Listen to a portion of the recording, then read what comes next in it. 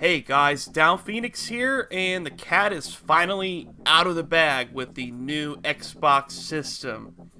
We all thought it was going to be called Xbox 720, Xbox Fusion, Xbox Infinity. No, it's just Xbox One, which to many gamers' reactions are, wasn't there already an Xbox One? That's what I was thinking, what kind of retarded naming scheme is that? But ultimately, I get the philosophy that Microsoft is trying to promote. They're trying to say that this is the one entertainment system you'll need. And they really put a focus not on just video games, but on everything, home entertainment wise. They showed a lot of stuff involving TV, music, Skype, you name it, it's in there. Now, as a gamer, what am I interested in a video game console? Games. That's what we're all interested in. All these other features are extras, they're added value to our console. So that we don't need to buy a Roku or, similar type of streaming box.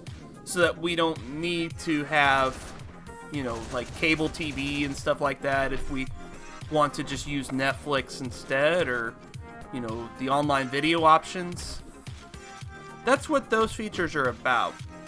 But when we buy a game console, we buy it first and foremost for the games. The other stuff is just the cherries on top of that delicious gaming sundae. And it seems that Microsoft has really forgotten about us, if you ask me. As far as gaming stuff is concerned, they showed us teasers for Forza 5, this new game from Remedy called Quantum Break, and they showed off a slew of, EA sports titles like Madden, NBA Live, FIFA, and UFC.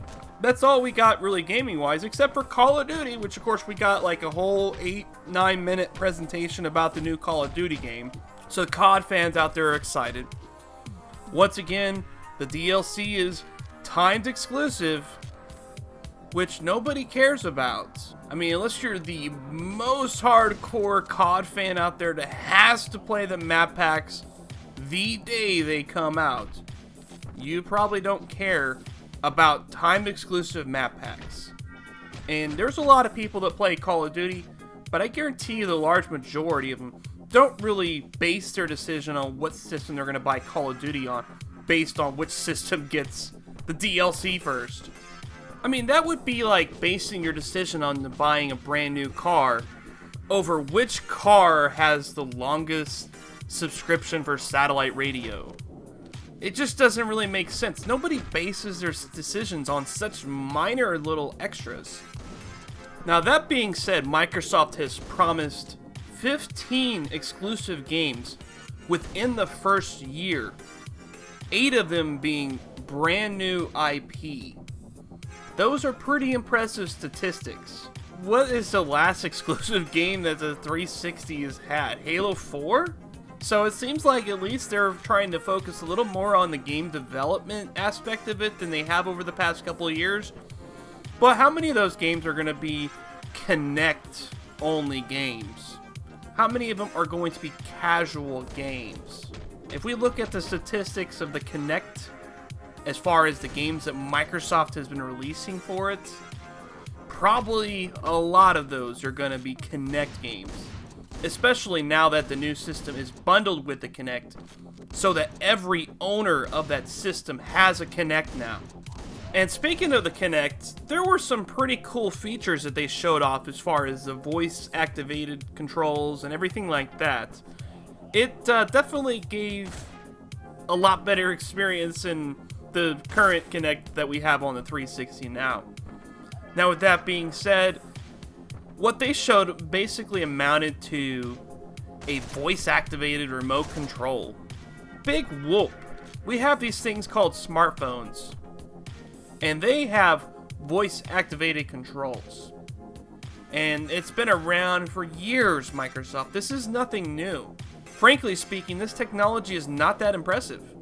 There's no reason the PlayStation 4 can't do this. Hell, why couldn't the Wii U do this? I mean, the tablet controller has a microphone built in. It's a good thing that the Kinect has been improved a lot, but something that's gonna really piss off the average gamer is that you have to use it at all times. You can't even use the system without the Kinect.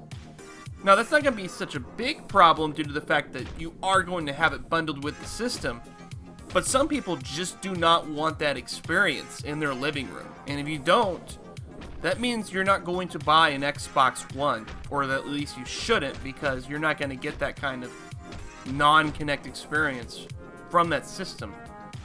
I'm sure you can still navigate the menus and everything like that with the controller if you prefer the bypass to Kinect. But it seems like Microsoft is really focused on pushing it down our throats, whether we want it or not. Now, one of the coolest features I saw with the new system is a feature called Snap. It's a feature that basically allows you to do multitasking by operating two different programs at the same time. For instance, you could be watching TV on the system. You could be watching like NBA basketball, and then you could snap onto the side your fantasy sports league so that the stats will update in real time as your favorite players make points. And then there was the stuff we found out about after the press conference. Namely, two big things. One, although it's not always online, you do have to have an internet connection to use this system, because it has to apparently check a minimum of once every 24 hours for an online connection. So anyone that has no internet access, or does not have broadband internet access, or for whatever reason has their internet go out for several days at a time, they're pretty much left out of the loop with this system. The other big hitter was no use games. Although that's not exactly true, Microsoft has revealed plans to allow for used games so that you can sell or trade your games, but they really didn't give us any details.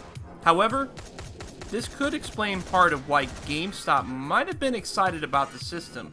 Microsoft might later unveil some kind of major deal with GameStop to be like the exclusive used game seller of the Xbox One. And I'm sure that they might not make as much money on an average used game sale as they do currently with current systems. But if they're the exclusive dealer, that means they'll have all the business. So it won't be hard to see why GameStop might be excited about something like that. Now, it's good in a way that they're not totally cutting out used game sales, but at the same time, it's a very anti-consumer tactic. Most of us just don't like that. Now, me personally, I don't buy used games hardly at all. I like to support the developers and publishers that put out the games that I like. That being said, I still want to have the option to be able to rent games, maybe borrow games occasionally from people that I know. I like having those kinds of options. And with the Xbox One, it's really going to limit our capability to do that. It's also going to really affect the system's longevity after this system has been taken off the market. I mean, just think about like the original Xbox, for instance. Microsoft shut down the servers for it about 4 years after the Xbox 360 came out. But can you still go back and play original Xbox games? You bet your ass you can. There's nothing that's going to stop you from that. The only game I can think of that it might prevent you from playing is Phantasy Star Online if you never had set up an Xbox account on that original Xbox before, because that game requires you to set up an Xbox Live account to be able to play it, even though you can play it single player. But yeah, that's the kind of DRM Microsoft wants to go towards now. They want to go towards that early Phantasy Star Online model where you had to have an online connection with the original Xbox version. They want to do that for every game now. That means whenever Microsoft decides to close the servers down about 4 or 5 years after the system is no longer on the market, yeah, that means you're not going to be able to go to a pawn shop 15 years from now and pick up one of these systems, be like, oh, I remember playing Halo 5 on it. That was a cool game. I'm going to, go ahead and get one of these. It's only like, $50. Why not? And then it ends up that you can't play anything because the game system requires an internet connection at all times.